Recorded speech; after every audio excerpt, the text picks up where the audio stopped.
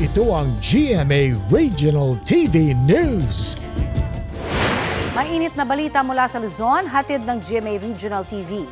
Patay ang isang negosyante matapos pagbabarilin sa loob mismo ng kanyang tindahan sa Santa Ilocos Sur. Chris, naaresto ba ang suspect? Connie, nahuli na sa hot pursuit operation ng suspect na napag-alamang kababayan at kakilala rin ng biktima. Batay sa investigasyon, nagmanman daw ang suspect matapos na bumili sa mini grocery ng biktima sa barangay Magsaysay District. Nang tumalikod ang biktima para pumunta sa kusina, doon na siya pinagbabaril. Tama sa ulo, dibdib at baywang ang ikinamatay ng negosyante.